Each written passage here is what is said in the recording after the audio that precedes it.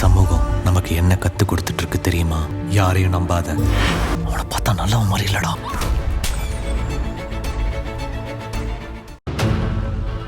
அன்பு கண்டிப்பா சாவியை கொடுத்து மாமா ஊட்டி பாருங்கன்னு சொல்லுவான். நீ வேணா நம்பு, எனக்கு அந்த நம்பிக்கை இல்ல. கொஞ்சம் வெயிட் பண்ணுங்க. ஆனா நீயா கேட்டா எனக்கு கோவம் வந்துடும்.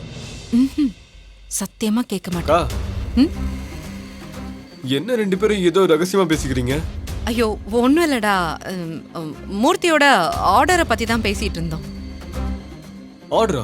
என்ன ஆர்டர்? புது கேட்டரிங் ஆர்டர். புது கேட்டரிங்கா? இன்னைக்கு எனக்கு ஒரு பெரிய ஆர்டர் கிடைச்சிருக்கு அன்பு. சூப்பர்ண்ணே. எங்க ஆர்டர்? வெளியூரா உள்ளூர்லயா? சென்னை தான். ஆர்டர் கன்ஃபார்ம் பண்ணி சின்னதா ஒரு அட்வான்ஸ் கொடுத்துருக்காரா. இதுவும் பெருப்பா மூலியமா தான் வந்துச்சா? இல்ல சக்திவேலையா வீட்டு ஆர்டர் நம்ம பண்ணோம்னு தெரிஞ்சு நம்மளை பத்தி கேள்விப்பட்டு அதுவா தேடி வந்த ஆர்டர். கலக்கல்ண்ணே.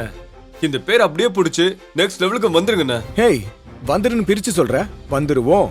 இல்லண்ணே, திரும்பவும் என்னால கல்யாண ஆர்டர் எல்லாம் வேலை செய்ய முடியாது.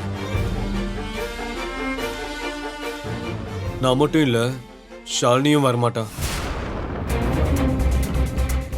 அப்போ கல்யாண ஆர்டர்ல இறங்கி வேலை செஞ்சோன்னா அது எங்க சூழ்நிலை.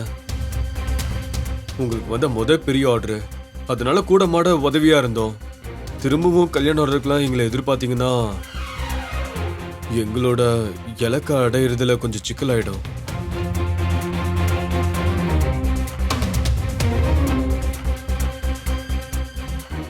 அதுவும் இல்லாம நான் போலீஸ்காரன். லத்தி பிடிக்க வேண்டிய கை சமையல் கரண்டியை பிடிச்சிட்டு இருந்தா பாக்குறவங்க என்ன நினைப்பாங்க?